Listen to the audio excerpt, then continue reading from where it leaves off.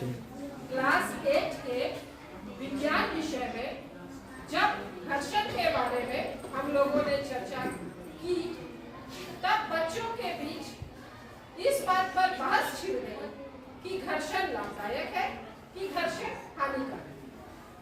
और इस बात को साबित करने के लिए मैंने बच्चों को दो ग्रुप में बांट दिया, एक घर्षण हानिकारक ग्रुप और दूसरा घर्षण लाभदायक। दोनों ग्रुप के बच्चों ने अपने अपने पक्ष में तर्क देने शुरू किए। चलिए हम लोग दोनों पक्ष के तर्कों को सुनते हैं और फिर निर्णय लेते हैं कि घर्षण हमारे लिए लाभदायक है या घर्षण हमारे लिए हानिकारक है। तो चलिए शुरू करते हैं।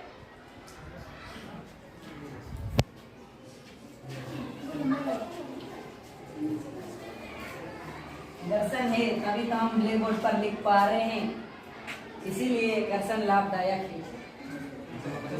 घर्षण है इसीलिए दीवार पर हम कील ठोक पाते हैं, घर्षण इसीलिए लाभदायक है।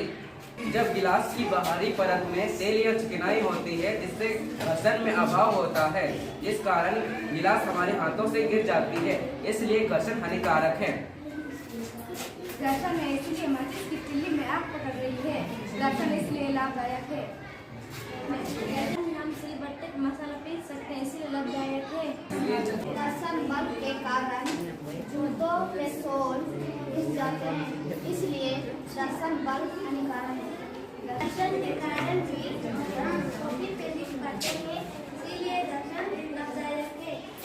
बरसात के दिनों में चिकनी पगडंडी पर घर्षण कम होने के कारण हम फिसल जाते हैं। इससे पता चलता है कि घर्षण हानिकारक है, परंतु अनिवार्य है। जब वो रगड़ते हैं तो घर्षण के कारण उत्पन्न होती है, तभी तो हम रुमाल में गांठ बांध पाते हैं, इसलिए घर्षण लाभदायक है।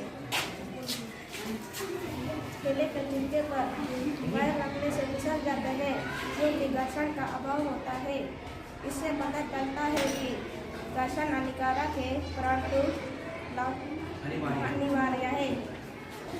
तुम लोगों ने दोनों पक्षों के तर्क सुने, घर्षण लाभदायक के पक्ष में भी और घर्षण हानिकारक के पक्ष में। तो इससे तुम लोगों ने क्या निष्कर्ष निकाला?